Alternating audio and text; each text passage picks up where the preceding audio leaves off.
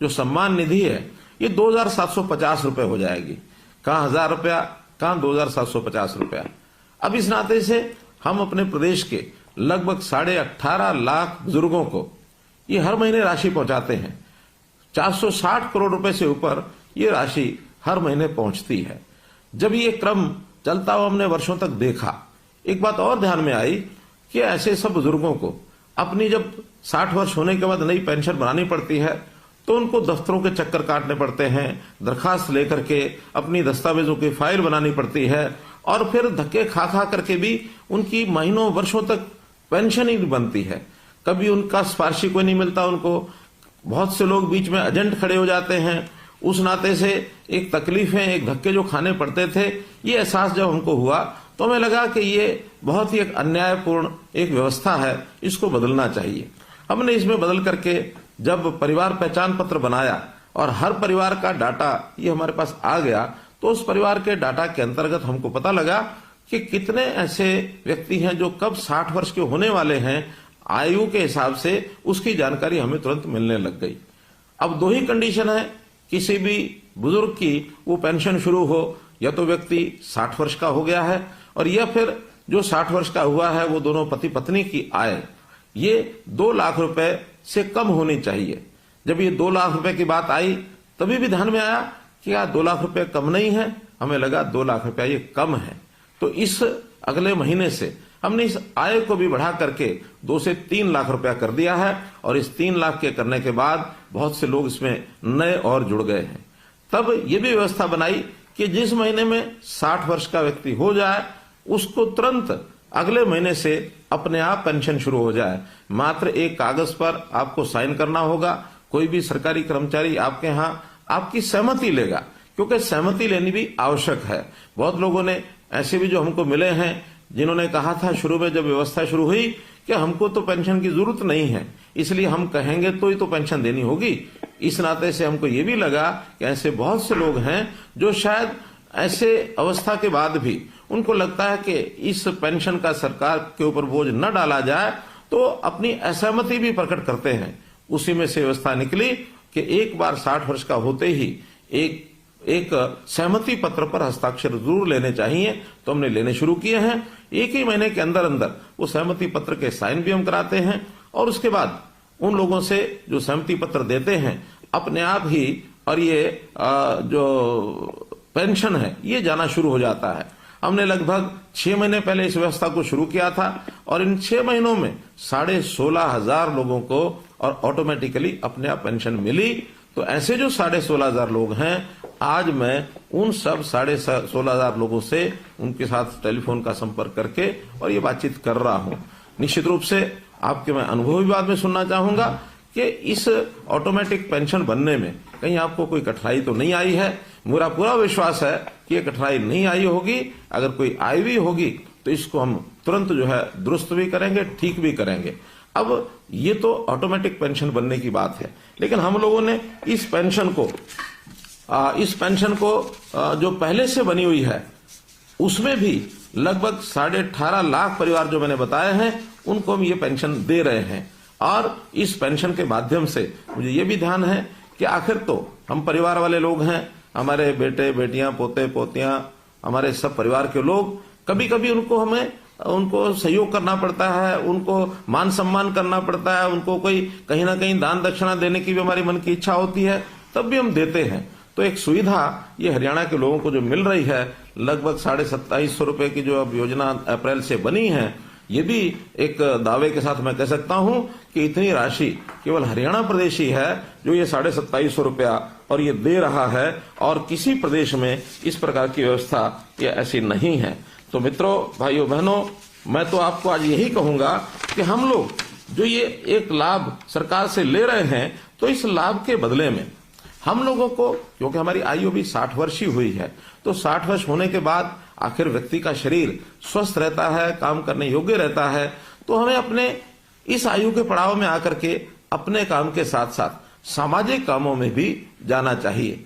ऐसे जितने भी हमारे रिटायर्ड लोग हैं, जितने ऐसे बुजुर्ग हैं या नौजवान भी हैं जो अपने आप एक स्वयं सेवक के नाते, एक वॉलंटियर के नाते काम कर सकते हैं, उनका भी एक पोर्टल बनाया है, उनको हम रजिस्ट्रेशन कराते हैं। और रजिस्ट्रेशन कराने के लिए अगर अपना मन माने कि हमको आखिर कोई ना कोई समाज का काम करना चाहिए, क्योंकि जैसे मैंने कहा ये समाज है, ये हमारा परिवार है, एक छोटा परिवार जिसके अंदर हम पैदा हुए, हमारे आगे परिवार के सदस्य, बेटे बेटियां, बहन भाई, हमारे जो दोते दोतियां, पोते पोतियां और हमारी बहुएं, हमारे दामाद, एक परिवार। दूसरा परिवार ये सारा समाज, ये भी एक परिवार है। वसुधैव कुटुंबकम, ये बात हमारे ऋषि मुनियों ने भी हमेशा कही है कि अपना जो मन है ये बड़ा करना चाहिए। ऐसा कहते हैं अयम निजा प्रोवेति, यानी ये मेरा है, ये तेरा है। गणना लघु चेतसाम, ये छोटे दिल के लोग करते हैं। उदार चरिता नाम तू, बड़े हृदय के लोग वही होते हैं। वसुधैव कुटुंबकम, जो पूरे विश्व को, पूरे संसार को अपना परिवार मानते हैं।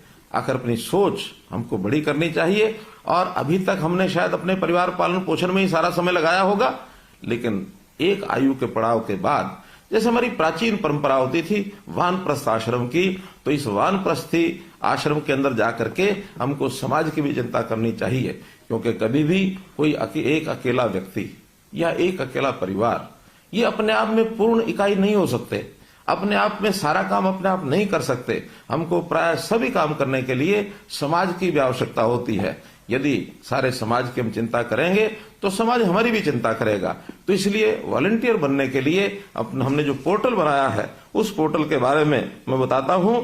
उसका नाम है samarpan.gov.in, अंग्रेजी का ये शब्द है। आपको अगर न ध्यान में आए तो आप निश्चित रूप से आपके गांव में जो भी कोई कंप्यूटर के नाते से जो कोई वहां साझा सेवा केंद्र है, अथवा जिसको CSC कहते हैं या अटल सेवा केंद्र कहते हैं, या कोई भी कंप्यूटर जानने वाला व्यक्ति, उसको हम बता सकते हैं कि मैं भी अपना नाम वॉलंटियर इस नाते से उसमें जुड़वाना चाहता हूं। तो इस नाते से हम और वॉलंटियर बन सकते हैं। हमने इस प्रकार की सेवाएं बहुत, जो खास करके बुजुर्गों के लिए तो शुरू की हैं, समाज के हर वर्ग के लिए हम परिवार पहचान पत्र के माध्यम से उनकी योग्यता के, उनकी क्षमता के हिसाब से, उनकी स्थिति के हिसाब से, खास करके आर्थिक स्थिति के हिसाब से बहुत सी योजनाएं हमने शुरू की हैं। हमने इस परिवार पहचान पत्र के अंदर जितने भी नागरिक हैं, अर्थात 2,87,00,000, इनको 6 भागों में बांटा है। 0 से 6 वर्ष तक जब बच्चे होते हैं, बहुत छोटे बच्चे, आखिर उनकी भी संभाल करनी होती है। हमने महिला एवं बाल कल्याण विभाग के नाते से उनको ये जिम्मा सौंपा है। हमारी आंगनवाड़ी वर्कर्स, हमारी आशा वर्कर्स, हमारे जो क्रच हैं, हमारे जो स्कूल हैं, जहां जहां ये बच्चे पढ़ सकते हैं, और जो हमारा इनके स्वास्थ्य को ठीक रखने के लिए या इनको कोई आगे बीमारी न लगे उसके लिए टीकाकरण करने के लिए ये विभाग उनका काम करता है। ऐसे ही 6 वर्ष से लेकर के और 16-18 वर्ष तक ये जो एक हमारे बालक परिवारों के, इनको स्कूल शिक्षा का जो विभाग है वो इनकी चिंता करता है कि ये सब बालक पढ़ने के लिए जाएं। कोई बच्चा ऐसा तो नहीं है जो किसी स्कूल में पढ़ नहीं रहा है, घर में ही रहता है, या उसको कोई स्वभाव के नाते से कोई कहीं गलत आदत तो नहीं लग गई है। तो हर बच्चे की संभाल करना ये इस विभाग के जिम्मे रहेगा। 18 से लेकर के 25 वर्ष तक हमारा जो उच्चतर शिक्षा विभाग है, जो उच्चतर शिक्षा में चाहे हमारी यूनिवर्सिटीज हैं, चाहे हमारे कॉलेजेस हैं, ये जो विभाग इन 18 से 25 वर्ष वालों की चिंता करेगा। या तो पढ़ाई करेंगे या फिर अपने हुनर को विकसित करने के लिए स्किलिंग डेवलपमेंट के नाते से ये उनकी चिंता करेंगे। कुछ लोग जो रोजगार करना चाहते हैं उनको रोजगार दिलाने की व्यवस्था करेंगे। तो ऐसे सब युवा, ये युवा अवस्था ऐसी होती है, इस समय संभालना बहुत जरूरी होता है, दिशा देना बहुत जरूरी होता है। तो हमारे युवक एक ठीक दिशा में काम करें, इनके लिए वो काम हम देते हैं उनको। इसी प्रकार 25 वर्ष से लेकर के 40 वर्ष तक ये ऐसे युवा होते हैं जो स्पोर्ट्स में काम करते हैं, जो कहीं ना कहीं नौकरी की तलाश करते हैं। तो इस नाते से इनके युवकों की गतिविधियों में ये भाग ले और हर किसी को अपने परिवार पालन के अंदर सहयोग करने के नाते रोजगार प्राप्त हो, ये काम हम उसके लिए भी करते हैं। ये भी हमारा जो यूथ अफेयर्स जो डिपार्टमेंट है, ये जो और स्पोर्ट्स डिपार्टमेंट है, वो लोग इनका पूरा ध्यान रखेंगे। इसी प्रकार 40 से 60 वर्ष तक का रेवेन्यू डिपार्टमेंट हमारा है, क्योंकि ये प्राय सब लोग अपने काम में लग जाते हैं। कोई छोटा काम करे, बड़ा काम करे, नौकरी करे, दुकान करे, उद्योग करे, इन सब के जिम्मे अपने परिवार का पालन पोषण होता है। इनको किसी प्रकार की कठिनाई न आए, ये भी काम उनके जिम्मे लगाया जाता है। तो सब लोग इस नाते से और व्यस्त रहें, सबको एक प्रकार से परिवार पालन के अंदर पूरा अवसर मिले। तो इस प्रकार 60 साल तक और 60 साल से ऊपर की आयु के वर्ग के लोग, जिसमें हम शामिल हुए हैं, ऐसे सब लोगों के लिए जो हमारा सेवा विभाग है, सेवा विभाग के जिम्मे ये लगाया है कि 60 वर्ष से लेकर और जितने वर्ष तक की आयु प्रभु ने हमको दी है, उस वर्ष तक सबकी संभाल ये सब करें। विशेष तौर पर इन सब वर्गों के लिए स्वास्थ्य का विषय ऐसा है जो हर किसी के ऊपर लागू होता है कि स्वास्थ्य ठीक रहे, व्यक्ति स्वस्थ रहे, तंदुरुस्त रहे, और अगर कहीं अस्वस्थ होता है, बीमार होता है, तो उसका इलाज ठीक हो जाए। इलाज ठीक करने के नाते हमारे देश के प्रधानमंत्री विशेष तौर पर बहुत चिंतित है। गरीब परिवारों के लिए उनकी चिंता है कि कहीं ऐसा ना हो कोई गरीब परिवार किसी के इलाज कराने में इतना खर्च कर बैठे कि परिवार जो है वो कहीं उसकी कमर न टूट जाए, क्योंकि गरीब परिवारों को लाखों रुपए का इलाज का खर्च देना ये संभव नहीं है। इस नाते से उन्होंने हर गरीब परिवार के लिए 5 लाख रुपए तक का ये जो स्वास्थ्य बीमा है ये लागू कराया है आयुष्मान भारत के नाते। जब हमें ध्यान में आया कि केंद्र की स्कीम में तो हरियाणा के 15.5 लाख परिवार कवर हो रहे हैं, हमने उसमें अपनी एक योजना बनाई, चिरायु योजना, ताकि 1,80,000 रुपए तक की आय के जो परिवार हैं उन सबको इसका लाभ मिले। और इसमें 29 लाख से भी ज्यादा परिवार इसमें कवर हो रहे हैं। अब हमको ध्यान में आया आखिर 1,80 भी बहुत आय ऐसी है जिसमें शायद इससे ऊपर के लोगों को भी कठिनाई आएगी। तो इस वर्ष के बजट में हमने इस आय को बढ़ा करके 3 लाख रुपया प्रति परिवार ये आय रख करके और थोड़े से पैसे लेकर, थोड़े पैसे यानी 125 रुपया महीना अर्थात 1500 रुपया साल, इतना पैसा लेकर के भी उनकी जो स्वास्थ्य बीमा योजना उनको भी इसको ऑफर किया है ताकि वो इसको ले सके और परिवार के इस खर्च को बचा सके।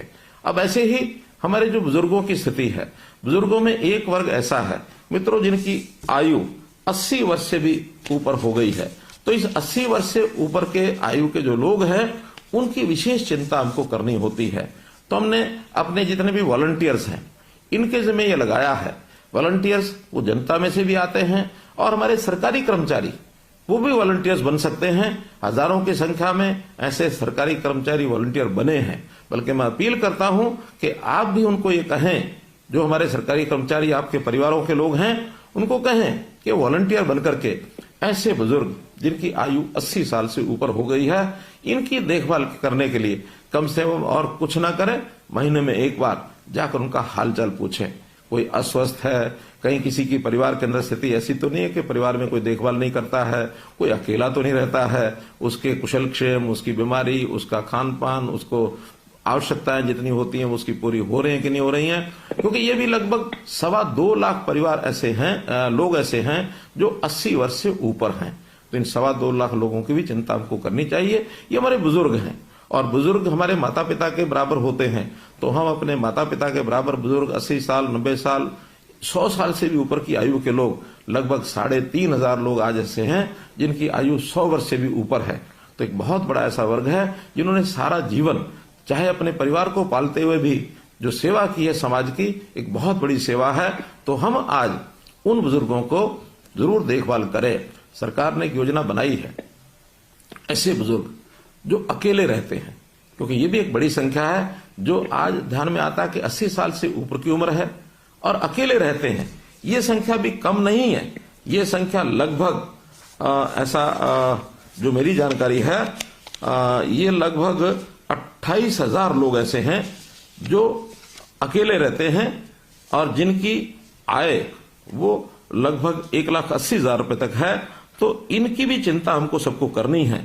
तो ऐसे परिवारों को जो अकेले हैं उनका बहुत मुश्किल है उनको अपने जीवन यापन करना, उनको परिवार की सहायता नहीं मिल रही है, या कई बार पारिवारिक छोटे मोटे विवाद होते हैं, उसके कारण से माता पिता को कई बार बच्चे भी दूर कर देते हैं, जो एक बहुत अच्छी बात नहीं है। बहुत इसको हमको संभालने की आवश्यकता है कि जिस परिवार को पाला पोसा बुजुर्ग ने, वो बच्चे उन परिवारों बुजुर्गों की जरूर उसकी देखभाल रखें,